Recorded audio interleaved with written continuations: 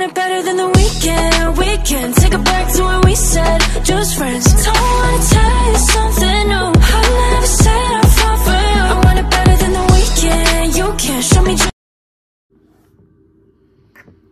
Hi guys, welcome back to my channel. Ayan, nagbabalik ang panggabi. Dahil night shift, upo muna tayo. Vlog-vlogan ulit tayo. Gawan ko lang ng mini vlog yung may napansin kasi akong mga nag-questions dun sa aking YT. Similar lang naman yung mga questions nila about sa expenses, yung pagpunta dito. Actually, nasagot ko na siya sa mga previous vlogs ko, pero parang kailangan ko siyang gawa ng separate ng separate vlog. Ayan. Ito na nga, gagawa na nga natin. So guys, yung expenses ko papunta dito ay naiiba dun sa ibang kaklase ko, dun sa ibang batch. Hindi kami pare-parehas. It depends sa gusto mo, sa budget mo, sa kailangan mo, at kung ano ba talaga yung mga gastos. Nagkakaparehas lang kami dun sa ng gastos doon sa hinihinging requirements mismo ng agency, ng company.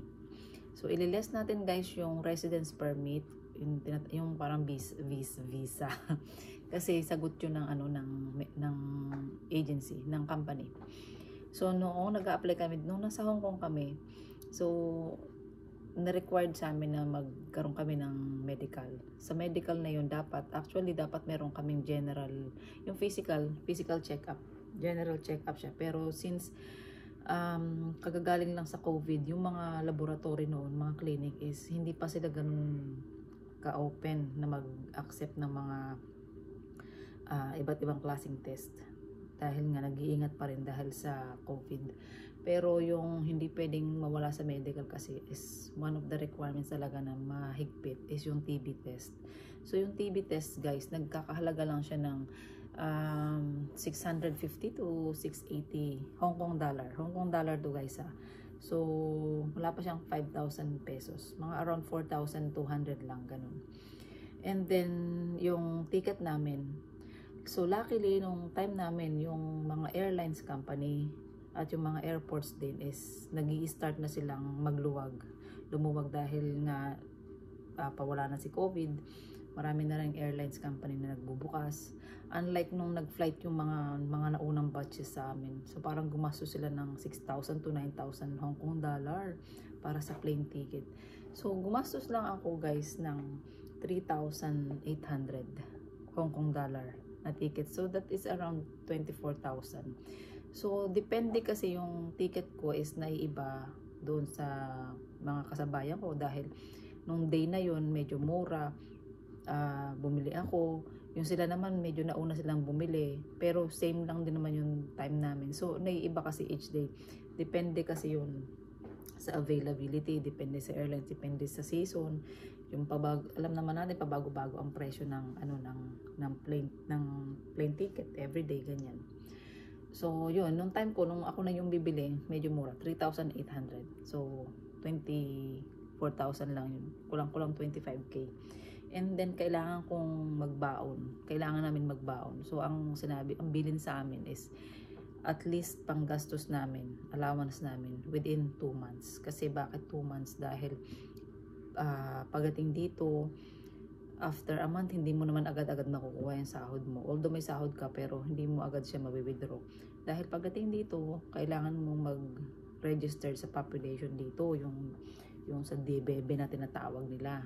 About yung sa population, magre-register ka dito. And then kapag na-release na nila yung identification code mo, tsaka ka palang makakapag-apply ng police ID. So, kapag may police ID ka na, syempre, it takes time. Hindi naman agad-agad pag nag-apply ka, is meron agad. So, tsaka ka palang pwede mag-apply ng bank account.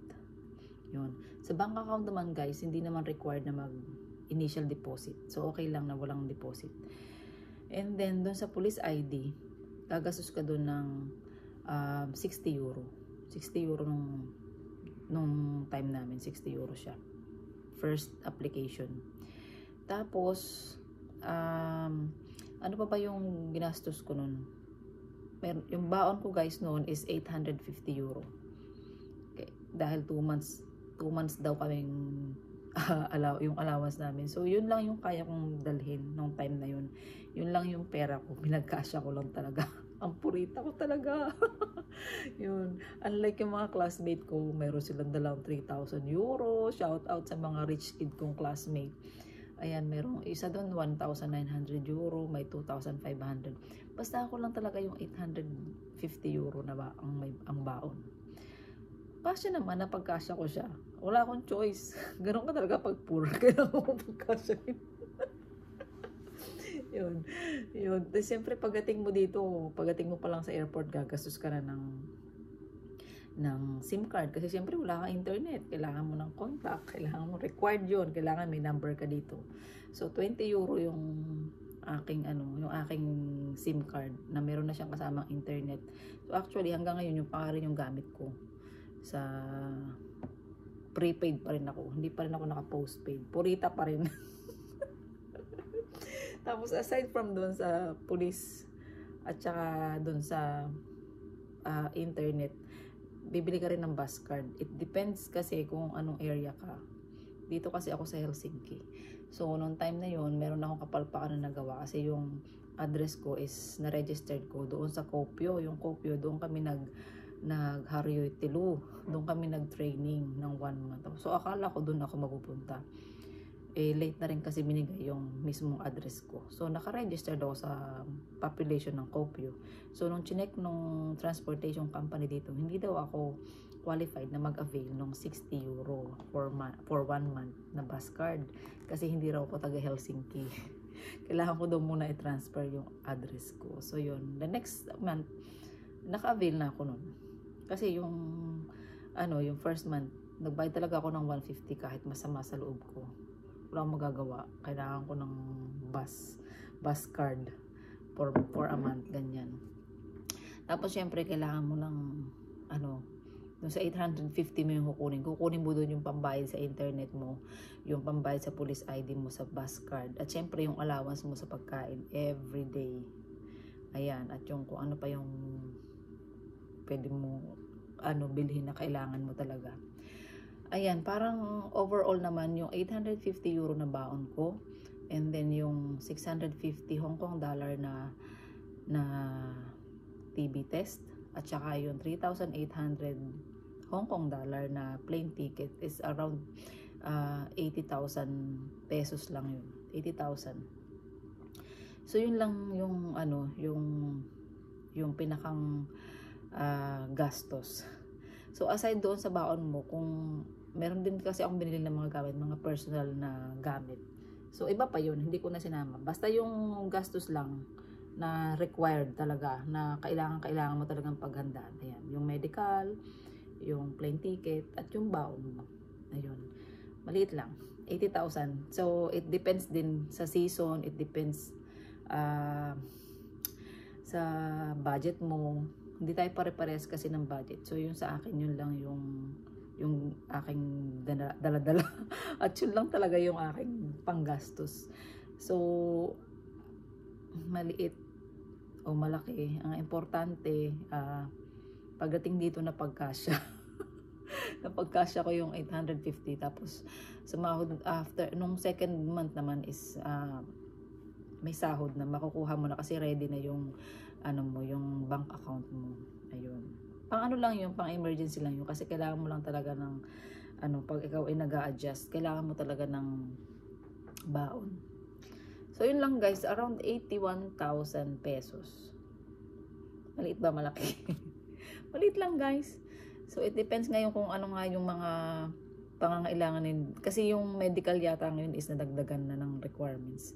So dahil maluwag na, baka may general check-up na. At saka additional, dahil narinig ko parang naghigpit sila sa medical.